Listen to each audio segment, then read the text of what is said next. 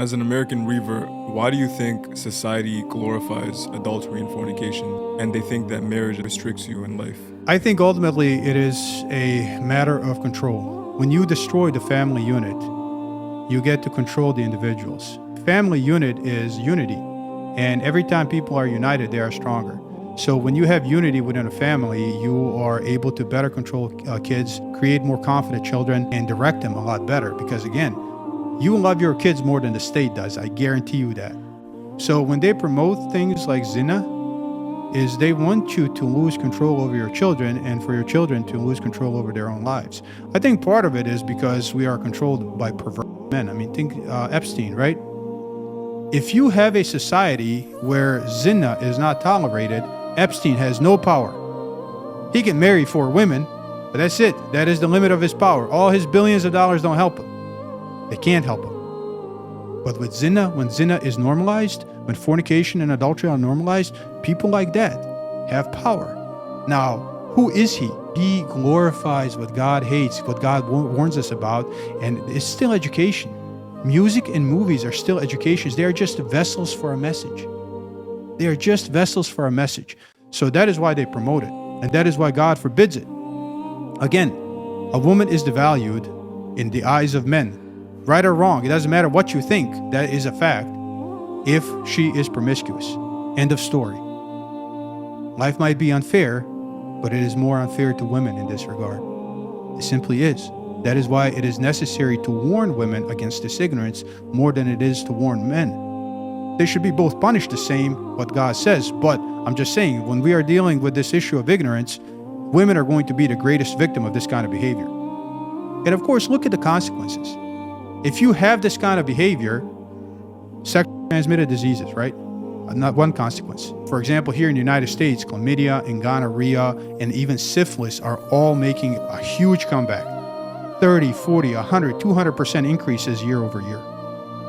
How would you cure sexually transmitted diseases, including HIV, in 1 generation for free? Marriage, no ZINA, right? No fornication. So you can do it for free. You don't need to invest billions of dollars. It's just a behavioral change. That is why God commands this. What is another consequence of ZINA? Abortion. What we call abortion is killing of your own children. That is what this ignorance is as well. Now, issue I have here in the United States of America, so when we talk about medicine, medicine is based around a concept called informed consent. Before we're going to do a procedure on you, you have to know why we are doing it, what the benefits and alternatives are. But they tell these women, these young women, these naive women who have fell for the first trick of devaluing themselves and allowing themselves to be used as pieces of meat by men who are just wolves. Now they're in a position where now they have a child. And if they have that child, their life is going to get a lot harder. Their opportunities for success in marriage are going to get a lot worse. So the shaitan comes down and says, just kill it. So now you went from zina to murder of your own child. That's why Allah says in the Quran that shaitan made to the polytheists fair seeming the killing of their own children. This isn't the first time this trick was pulled. This is mentioned in the Quran already. People have killed their kids before. Now they'll say it's not killing. Oh, it's not killing. Well, the second trimester, what that looks like is you dilate the cervix and you take a sulfur clamp and you just go in and you just grab something. You rip it out. It's a little arm. You put it on the table. When you feel like something like an orange, you squeeze it down, something white comes out, you pull it out, that was the head. It's an actual and you stack the pieces on the table next to you to make sure you got all the pieces, because you got to get all the pieces, right? That's the second trimester. You're telling me that that's not alive. If we found a cell, one cell, splitting on Mars, we would all celebrate for the amazing discovery of life on Mars. But when you have millions of cells, it doesn't matter whether they look like a human being or not. They are doing what life does.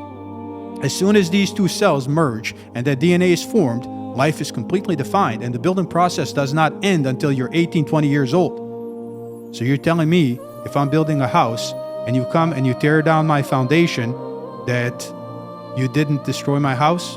It's ignorance presented as knowledge. So you have to be afraid, knowing how naive we are when we are young. And that's why you have to have faith. You have to not only believe that God is real, but that what God is telling you is real, is there to protect you, right? You have to trust God. Like if you tell your kids don't run out into the street after the ball, there's a reason, and you know the reason. They don't know the reason. That's how you have to see this. Now I'm explaining you the consequences of just one terrible behavior. And although it may seem pleasurable to you and may seem without consequence to you, I guarantee you later on in life you're going to get consequences.